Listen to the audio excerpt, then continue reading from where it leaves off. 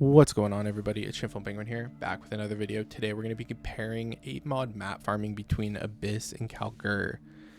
They were the two map farming methods I used so far this league to sustain myself on maps pretty easily, and it's been really fun playing both strategies. They both have their positive and negatives, and we're going to get into talking about each one. Now first, we're going to talk about Kalguur. Kalguur had significantly more drops than Abyss. So here's a Wealthy Exile. I'm going to scroll through it really quick just so you can look. I do pick up a lot of gumball currency and random things because I do like flipping a lot of items on Faustus because we do farm a ton of gold. So gold's not a problem. So we can just flip everything on Faustus. And I had to fit it into these two tabs. So you add these two together. I have a spreadsheet of adding some stuff together. We're not really caring about too much of the things I'm picking up other than the raw maps. That's the biggest number we're going to look at. Here's Abyss, just for your information if you want to look through this really quick. It's still more gumball, a lot more divine drops in the Abyss. I don't know if that's just part of being Abyss or if that's the lucky part of altars. So let's look at the quick spreadsheet I made, just a tiny little spreadsheet. It's a lot of nothing. Didn't make it pretty, but it has the info here. So Kalguur basically 8-mod maps had 223 and Abyss had 146. Definitely a large drop off, and Kalguur had double the amount of nightmare maps to drop. I didn't track the other random maps that would drop, like the boss maps like Citadel, Shaper maps, Elder maps. I didn't really keep track of that. Plus they don't sell for, they're like 2C each, so I guess you could, over time they sell for a lot. And then you can expect about they're close to the amount of C per map, but you're spending about 16 to 18 C in Scarabs. And then if you add Astrolobes, obviously it's a lot more. I did notice the Abyss Astrolobes like 150 C recently as a recording, whereas when I was running it, it was about 70 C back then. It was even closer to 60. But yeah, it's really spiking in price. Astrolobes are very beneficial to run in Abyss. The Lightless Astrolabe gives like more Abyss pits, and it does juice up the map quite a bit, and I highly suggest it. I still think at 150 it is worth. You are getting your money's worth, especially with the quadrant you're in. You are getting the currency out of going to the whatever it's called, wherever Aragon brings you. But yeah, I ran all my maps on Mesa. I did scry Graveyard. By the way, don't buy a Graveyard scry, just run it yourself. It's so, like, you'll get it after running about 20 maps. It's not worth the like 4, 5, 6 divines it's priced at right now.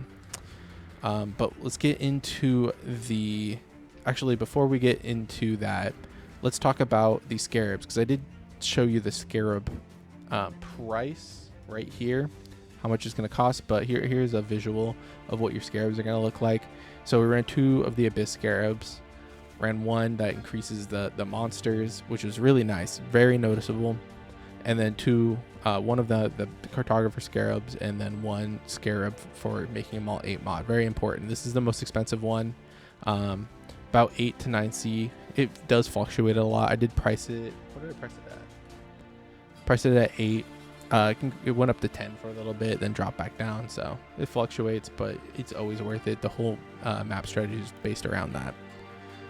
And now for Kalguur, ran 2 Kalguur, 1 they're always magic, and then 2 of the same 2 Cartographer Scarabs.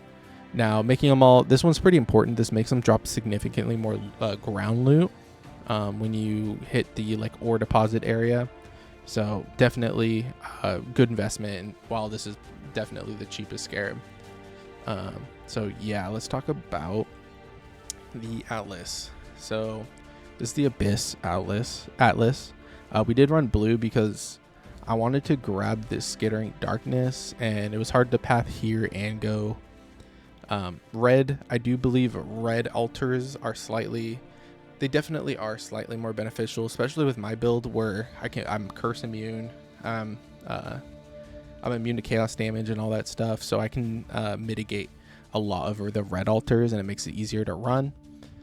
But overall, I do think blue altars are more fun because you can get that divine altar and just kind of pop off and get a ton of divines in a single map. So run whichever you like. If you need to path over here, just take the little top hat where you do the effect, and then go down here and then grab these, and then unspec the blue nodes, obviously. It's definitely doable. I don't know the left pathing you would need to take for that, but anyways, blue altar. I did run blue altar. I ran the more monsters, more experience. I ran the skittering, the scarab chest, more pack size, and then I ran the big snake for abyss, more pits, and all that stuff. Very good, necessary to take, but I didn't run any of the more likely rewards, and I didn't run the jewels, so I did leave those out because I didn't think they would benefit map farming as much. And then the rest of the points went into the map drop chance over here. So you could also go hat. Hat might be more beneficial, but we're not counting on ground loot being as popular. We're counting on like maps, and we want more maps to drop over just pure ground loot. So I felt like these 2% were more beneficial. Now we're going to talk about Kalguur. I did go red tree because, Kalguur is left side. So very heavy left tree, easy to make, easy to path for. Very similar trees if I go back and forth. Do take wheel, I do take top, I do take some of these middle nodes. I do take shrine on both of them because I think shrines are just so good to take. They add so much pack size and just make your build so much stronger. Same thing, took a lot of the little map nodes. And then I didn't take this final node. You can take it if you want to go farm Nico. That's a cool strategy where you can get bars from farming Nico. I didn't do that here. And then we just took all of the Kalguur, like lost rewards, lost shipments. Actually added a lot of bubblegum currency and tattoos. Some tattoos that sold for a couple hundred C, which is pretty nice. And then pick the ores right here. Someone did math like 2 leagues ago on which one's best. I kind of just follow it blindly. Bismuth is the one that we care about. Bismuth I feel like gives the most benefits to your mapping. I believe it gives you like more drops or more rarity or whatever after you click it. It's really nice, quick to collect and just run. So yeah, those are the strategies I ran, and if I had to pick one, I would probably pick Kalguur just because I do have my town all set up. But if you don't have a town set up, I would say probably to run. I don't know if I suggest Abyss. Abyss is like lower profit, even not considering the ore, and so it's hard to suggest it. But I do think Abyss is very fun to run, and I do think with the constant updates we've been having to Abyss, like we've had 2 patches in a row that have like touched Abyss. The patch we just had only buffed the chests, unfortunately, so hopefully there's going to be another patch soon that buffs the monster drops of Abyss, and if that happens, it's definitely going to be the better strategy. But for now, I highly suggest running Kalguur, give a lot more maps, and that'd be it for today. Thanks for watching. I'll see you guys next time.